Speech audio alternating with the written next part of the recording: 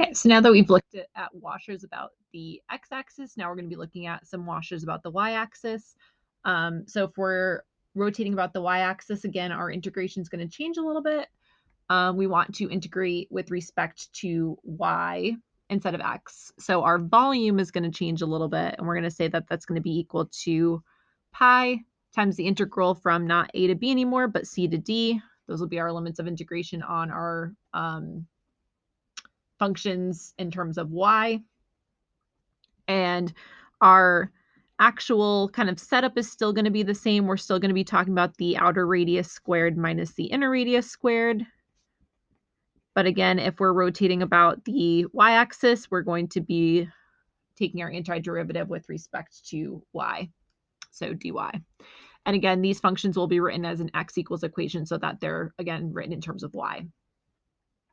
So we're looking at the volume of the region enclosed in just the first quadrant by y is equal to x squared plus 1, and the lines y is equal to 1 and x is equal to 1, and we're going to rotate that about the y-axis.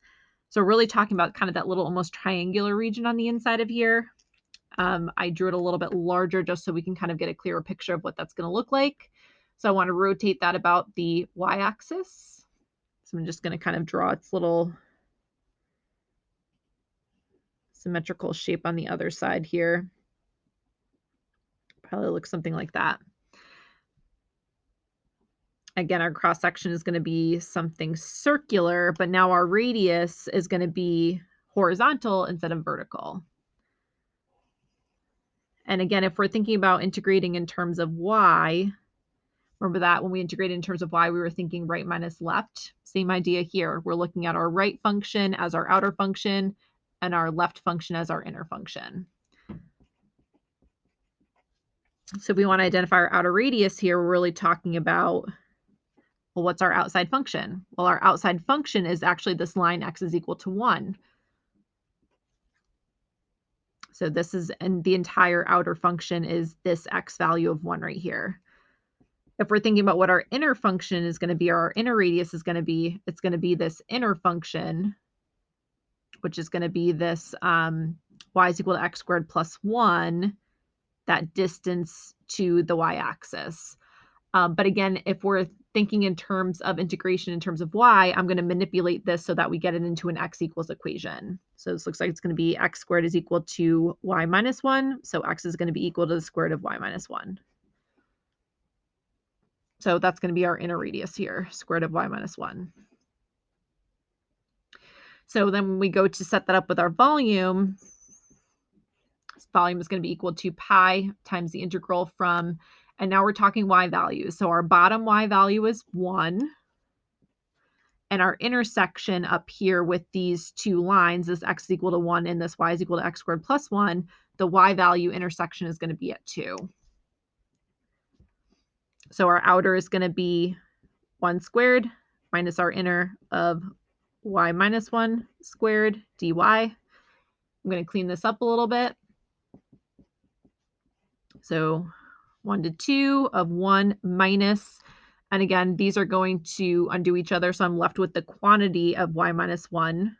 So be careful about the parentheses here. Even though you're taking away the square root, you still need the parentheses. So this is actually going to end up being negative y, I think, plus 2, because that's going to become a positive 1, and then I can add that to that one. That's going to be a positive 2. So I'm going to go ahead and use my calculator. So 1 to 2 of negative, I'm going to do this in terms of x on my calculator. So it looks like it's 1/2. And if I multiply 1/2 times pi, that's going to tell me that this volume of this region, when I rotate about the y-axis, is going to be pi over 2. All right, let's look at one more. And I actually already sketched these out as well. I just kind of converted them back into y equals equations just so I would know what they looked like on the graph here. So we're looking for the volume of the region enclosed by x equal to y squared, which again is kind of the square root function plus or minus x here, and x equal to 2y, which again is going to be this linear function, and we're rotating that about the y-axis. So I'm going to take this region and I'm looking to, again, revolve it this way. So I'm going to draw its kind of symmetry over here.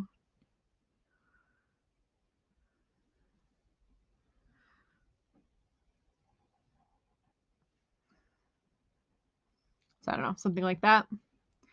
And then again, we would get our circular cross section here. So if I think about my outer and my inner radius, again, my outer radius is going to be kind of this outside piece, which it looks like the outside or the rightmost function is actually this linear piece. And again, I want to write it in terms of an x equals equation, which it actually already is. So our outer is actually equal to 2y. Let's move this down so we can see. And then I'm looking for the inner, which is going to be kind of the left function here, which is going to be this, looks like the square root function. But again, in terms of an x equals equation, that's the y squared. So I'll set up my integral. Again, my y values here, bottom y value is 0. Looks like my top y value where these two intersect are going to be 2. My outer is 2y squared minus my inner of y squared dy. So 0 to 2 of, I'll just clean this up a little bit. So 4y squared minus y to the 4th dy.